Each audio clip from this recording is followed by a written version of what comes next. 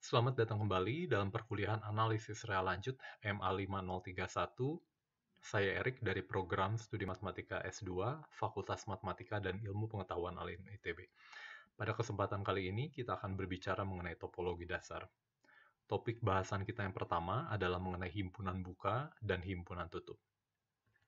Mari kita mulai dengan definisi apa yang dimaksud dengan interval. Ketika saya punya suatu himpunan I, subhimpunan dari real, dikatakan interval jika untuk setiap AB anggota I dengan A-nya tidak sama dengan B, maka setiap unsur di antaranya ada di I. Setiap unsur di antaranya ada di I.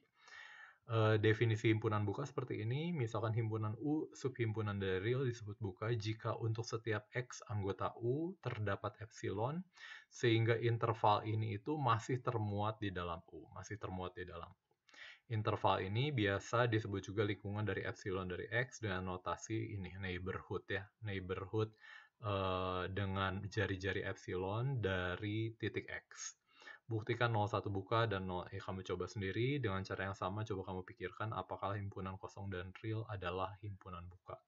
Jadi himpunan buka ini hanya menggeneralisir hanya memperumum apa yang kita tahu tentang interval buka.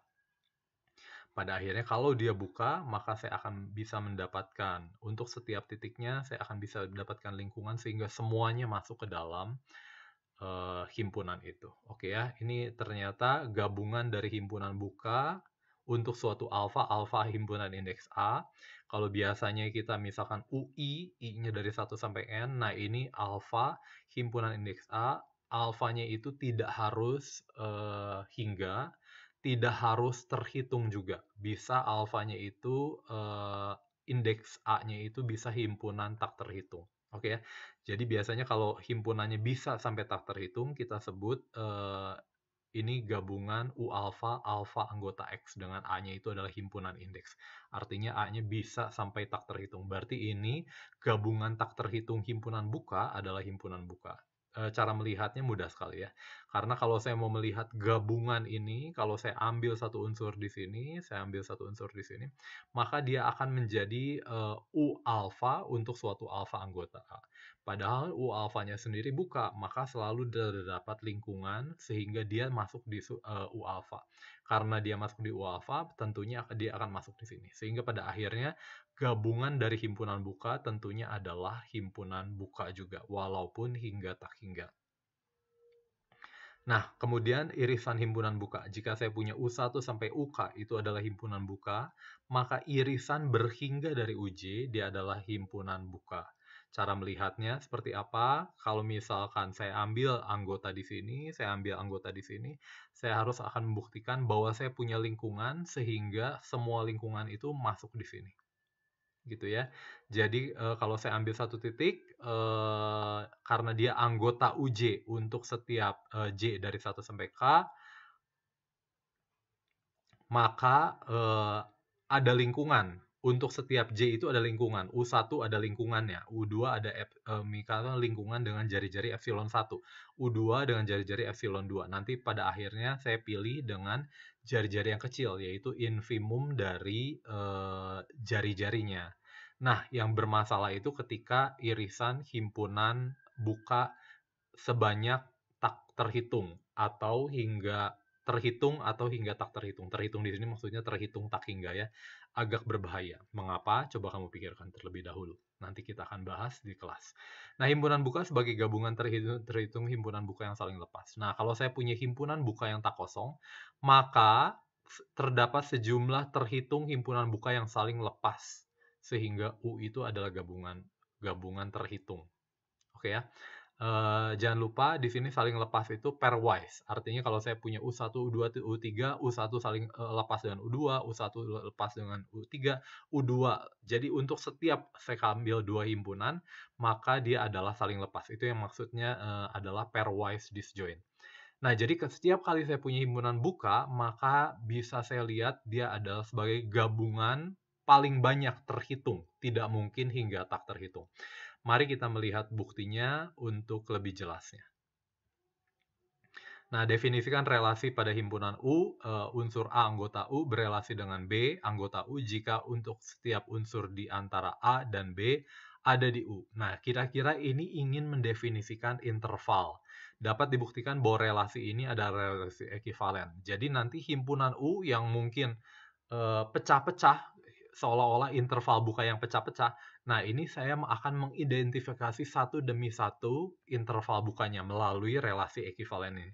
Akibatnya kita mempunyai koleksi kelas ekivalen. Nah, koleksi kelas ekivalen ini adalah apa? Ini adalah interval buka di U. Interval buka di U. U alfa dengan alfanya anggota A. Jangan lupa A ini adalah himpunan indeks dan himpunan indeks di sini bisa hingga tak terhitung. Tapi kita akan buktikan bahwa dia hanya ada terhitung. Jelas U alfa ini adalah interval karena berdasarkan relasi ekivalen ini, ini kamu harus coba buktikan dulu ya bahwa dia adalah relasi ekivalen. Jelas U alfa ini adalah interval karena dari setiap relasinya sendiri kalau dia ada, maka unsur di antaranya anggota U dan ini adalah definisi dari interval sendiri. Dapat dibuktikan bahwa kelas U alfanya ini adalah buka. Bagaimana membuktikan interval U alfa ini adalah buka? Seperti biasa ya. Ambil unsur sembarang di sini, maka kamu akan harus buktikan bahwa ada lingkungan sehingga semuanya termuat di U alfa. Dan itu tidak terlalu sulit karena begitu saya ambil setiap unsur di sini, ini itu jangan lupa anggota U. Karena U-nya itu buka, maka ada lingkungan. Tapi karena kelas ekivalennya itu, maka semuanya itu akan termuat di U alfa. Bagus sekali ya.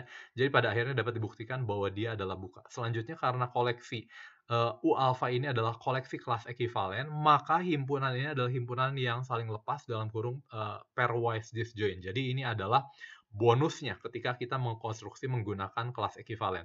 Sebenarnya nanti U alfa ini tidak harus dikonstruksi lewat koleksi kelas ekivalen ya. Kalau kamu lihat di buku-buku lain, ada yang menggunakan keterhubungan.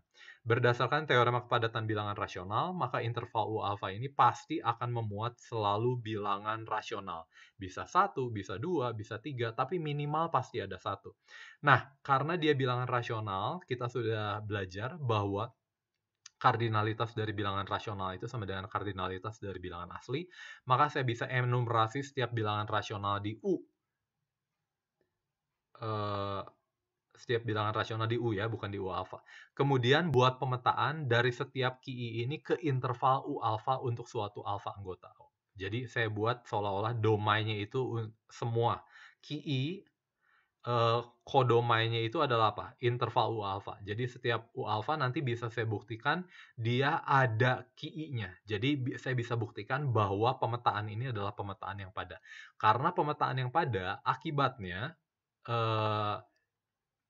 U alfa yang saya punya karena kardinalitas dari Q itu terhitung, karena Q itu himpunan bilangan rasional itu terhitung, maka interval UA-nya ini, banyaknya interval U alfanya ini pasti hanya bisa terhitung. Jadi saya sudah membuktikan bahwa kalau saya punya himpunan buka, maka selalu bisa saya tulis dalam gabungan berhingga buah, gabungan terhitung himpunan buka yang saling lepas, seperti ini. Oke ya. Nah, selanjutnya ada definisi himpunan tutup. Kalau subhimpunan F, subhimpunan dari real, dikatakan tutup jika komplement F terhadap real atau real minus F biasanya, itu adalah buka ya. Nanti kamu coba buktikan ini, buktikan ini. Nah, ini juga irisannya ya. Bagaimana irisannya seperti ini? Ini hanya menggunakan sifat himpunan tutup, bahwa komplemennya itu adalah himpunan buka.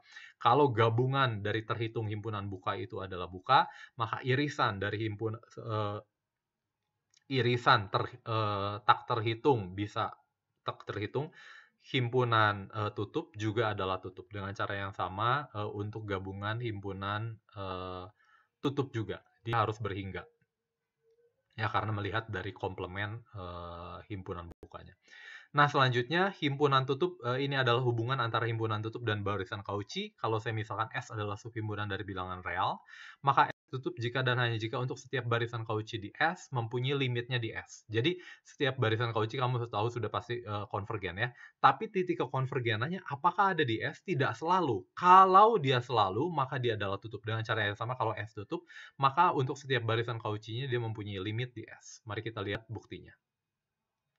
Misalkan saya punya S tutup, saya akan membuktikan bahwa setiap barisan Cauchy yang sudah pasti konvergen titik limitnya itu ada di S. Misalkan pula Sj adalah barisan Cauchy di S. Oke ya, jadi sembarang barisan Cauchy di S, karena Sj-nya itu pasti konvergen di bilangan real, di real, himpunan bilangan real, misalkan barisannya itu konvergen ke S anggota real. Tinggal ditunjukkan bahwa S-nya ini hanya anggota S. Andaikan S-nya ini bukan anggota S. S-nya ini bukan anggota S. Akibatnya S-nya ini anggota apa? Anggota S komplement. Ini maaf, S-nya seharusnya bukan seperti ini ya, ini S biasa. Jadi S-nya itu anggota S komplement. Misalkan T-nya itu didefinisikan sebagai S komplement. Karena S-nya tutup, maka komplement dari S tentunya adalah himpunan buka. Karena T buka, maka T buka, karena T buka dan S anggota T, maka terdapat epsilon sehingga ini subhimpunan dari T. Jangan lupa T ini itu adalah komplement dari S. Jadi di sini tidak ada anggota S. Di sini tidak ada anggota S. Akibatnya tidak terdapat unsur S di sini. Oke ya, karena semuanya ada di T, dan T itu adalah S komplement. Jadi untuk setiap J anggota bilangan asli, berlaku Sj min S-nya ini akan lebih besar sama dengan epsilon. Jadi jarak dari Sj apapun, itu ke S ini akan lebih besar sama dengan epsilon. Karena Sj itu hidupnya di S. Sedangkan ini saya punya lingkungan sehingga seluruhnya itu ada di S komplement. Jadi Sj min S pasti akan lebih besar dari jari-jari ini yang adalah S. Kontradiksi dengan Sj-nya itu akan konvergen ke S. Dalam hal ini saya sudah membuktikan kalau saya punya S-nya tutup, maka setiap barisan Cauchy-nya itu akan konvergen ke titik di S. Nah, sekarang berikutnya, misalkan sekarang setiap barisan Cauchy S jadi S itu konvergen ke S anggota S. Saya akan membuktikan bahwa S-nya itu tutup. Andaikan S-nya itu tidak tutup. Kalau S-nya tidak tutup, berdasar kontraposisi dari definisi, saya dapatkan bahwa komplement dari S itu tidak buka.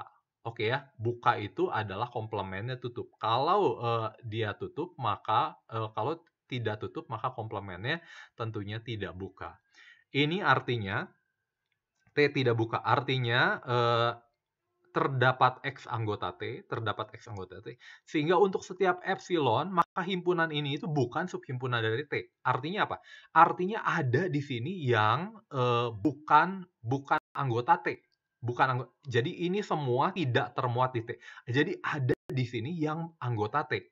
Nah, ini berarti untuk setiap epsilon lebih besar dari 0, ini diiriskan dengan S itu tidak kosong. Ada satu himpunan, minimal satu. Oke ya. Nah, saya konstruksi sekarang barisan Cauchy-nya. S1-nya itu adalah anggota S dalam lingkungan epsilon 91. Dengan cara yang sama, S2-nya itu dalam lingkungan setengah. Dengan cara yang sama, Sj itu dalam lingkungan seper-J. Oke ya. Kita tahu barisan ini adalah barisan di S. Jangan lupa S1, S2 ini seluruhnya di S. Tapi dia konvergen ke